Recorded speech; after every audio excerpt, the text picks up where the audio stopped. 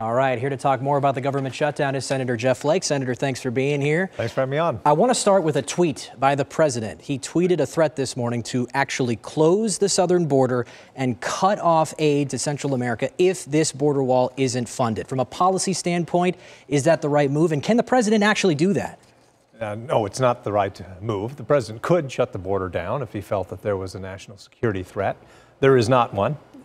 There's tremendous commerce that goes between Mexico and the United States. It would be devastating economically, and it wouldn't be good politically either. So I don't think that that's in the offing.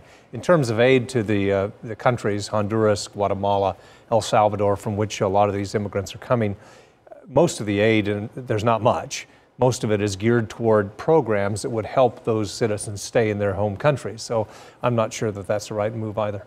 So from a negotiation standpoint, President Trump wants $5 billion for the wall. Democrats at one point offered $1.6 billion. Where are you in terms of a dollar figure? Well, I think that it'll be somewhere around the 1.6. The truth is we've been using about 1.3 billion every year to upgrade the fencing and the barriers on the border. Very little of it is wall, and very little of it will be a wall, like the president has talked about. But in terms of keeping up with the investments that are needed, 1.3, 1.6 is about as much as we can do and as much as we can let out in terms of contracts. So I think that's where we'll settle, and everybody will declare victory and we'll go on. Well, so if it settles at 1.6 billion, would that be a win for the Democrats? Oh, the Democrats are in a better position.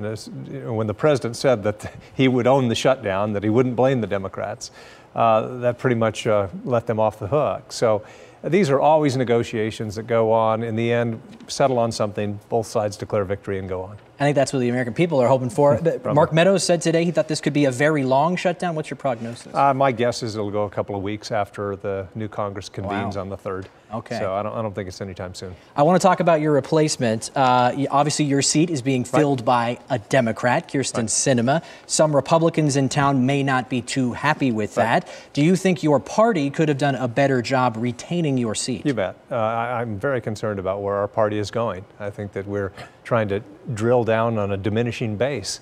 And that's my concerns, particularly with the president and his influence on the party.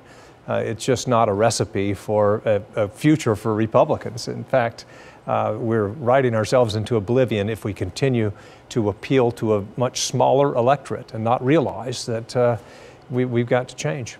Is there anything else that you could have done as the seat holder to maybe help Republicans maintain the seat? Do you bear any responsibility, in other words? You know, I for myself, I just could not have stood on a stage with the president on a campaign stage. That's not my kind of politics. I just, you know, when they're chanting "lock her up" and whatnot, I just couldn't do it. So it's tough to see sometimes a place in the Republican Party for a Republican like me.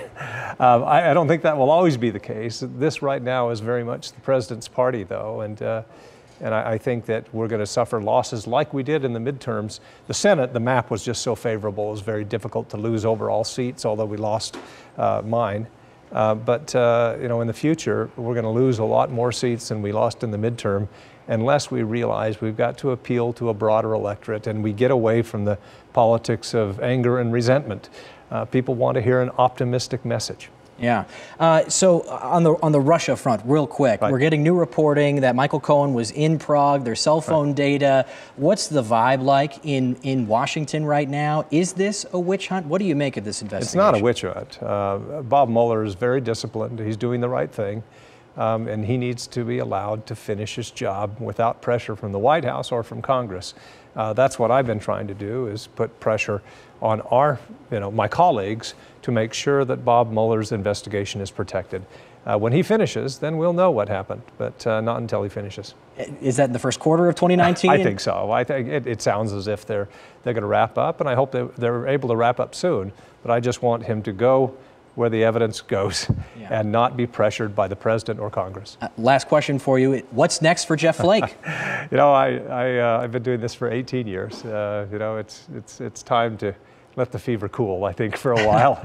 But I've been incredibly honored to represent this great state. And 18 years, it's time for somebody else to lead. All right, Senator, thank you very much, and thank you for your service to our state.